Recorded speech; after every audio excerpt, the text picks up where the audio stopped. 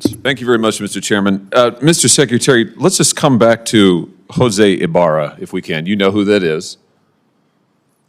That's a question. You know what he did? I know what he's accused of doing. Which is? Murdering a young woman. And that wasn't the first crime that he committed in this country, was it? Senator, as I've articulated previously, I'm not going to speak about the facts of the case because there is an ongoing criminal investigation. Have you read his parole file? Senator, same answer. So you're not going to say whether or not you've read the parole file? I've got it right here. Have you read this? Senator, I do not want to speak to the particulars of the case given the pending criminal prosecution. No, I find this interesting because this is a new answer today. You've changed your answers all over the map on this, and it looks like to me you just don't want to answer the question. 2 days ago, you were asked about this in the House Homeland Security Committee. I've got the transcript right here in front of me. You were asked the same question. Jose Ibarra, why was he paroled? You said, I don't know. You said, I don't know. I don't have the case details with me today. Congressman Bishop says, you don't know? And you said, I don't know. I don't have the details with respect to that individual's case, but I would be pleased to provide them to you, Congressman. You didn't know 2 days ago.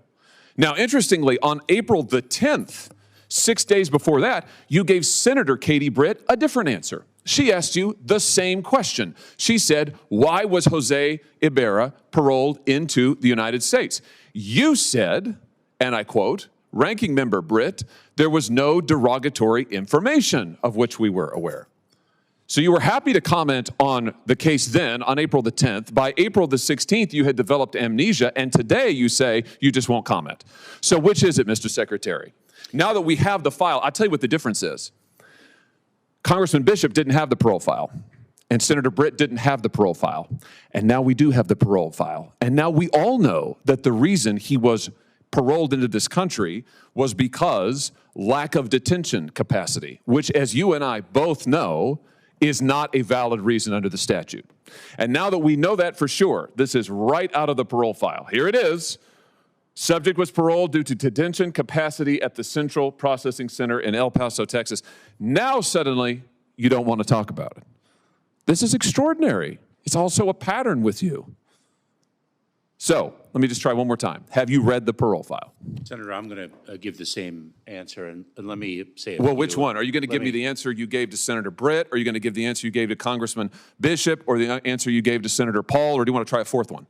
Senator, I will not speak to the particulars of the case given the pending criminal prosecution. Yeah, well, I'm sure. Well, you certainly, of course you don't want to, because it is an absolutely damning indictment of your policies. Let's just review Jose Ibarra and how he came to be here. On September the 8th, 2022, he was encountered by United States Border Patrol in El Paso, Texas, and was paroled into the United States due to lack of detention capacity. A provision, a proviso, a rule that is not permitted under the statute. You and I both know you know this. You knew it when you were talking to Congressman Bishop. You knew it when you were testifying to Senator Britt, and you know it today. You just never wanted to cop to it because the statute doesn't permit it. And so you lied to Congressman Bishop and you lied to Senator Britt. And now you are hiding behind the ongoing prosecution excuse because it's the last one left to you, because you testified falsely under oath. Then on July 19th, 2023, Ibarra reports for a biometric appointment and was fingerprinted. This is now in New York. The results come back and indicate he has a criminal history. So he's in this country, he has a criminal history. September 14th, he is arrested in New York by NYPD for what? Injuring a child. September 14th, 2023, he is arrested for injuring a child. What happens? The offense was never prosecuted and the arrest was expunged. I'm reading right out of the parole file. Expunged. Nothing is done to this guy. He had a criminal record to start with. He's in the country on illegal grounds. You have falsely and illegally allowed him in. He commits a crime against a child. He's not prosecuted. It's expunged. In November, get this, in November, Ibarra files an application for employment authorization. And unbelievably, on December the 9th, 2023, it's approved.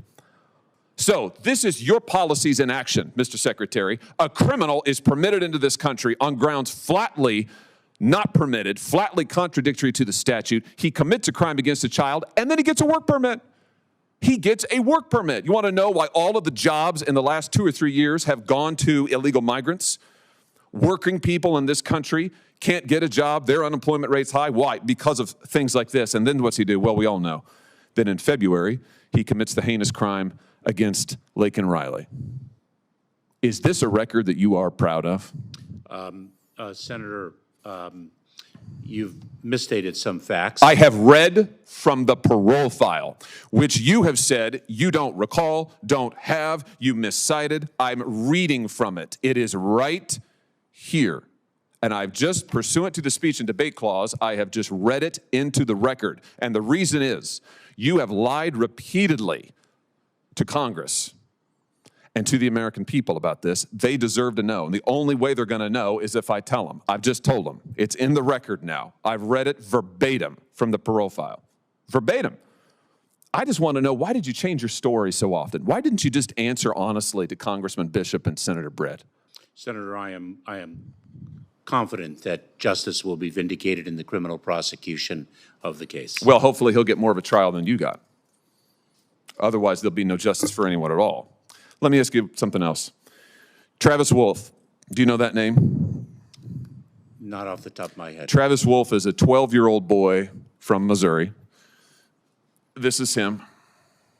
Travis was killed on December 20th, 2023, or I should say he was in a tragic attack on that night. He died some weeks later, head-on collision.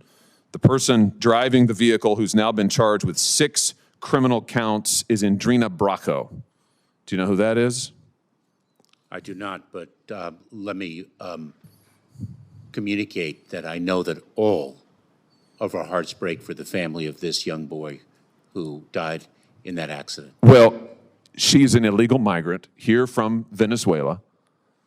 Local law enforcement tell me that she was detained briefly at the border in 2023 and then released. And then she commits this crime. Multiple people have been stabbed in O'Fallon, Missouri by illegal migrants. Mr. Secretary, I know that you think your policies are a success. You've sat right there in that chair and you've told me over and over our policies are working. You're on the record years and years saying that. Maybe they're working for you. Maybe they're working for your political objectives, whatever they may be. I don't know. But they're not working for Laken Riley or Travis Wolf or the people of my state. They are, in fact, a travesty. What you have done is a travesty. And, sir, it is long past time for you to go. Thank you, Mr. Chairman. Senator Hassan, you're recognized for your questions. Well, thank you, Chairman Peters.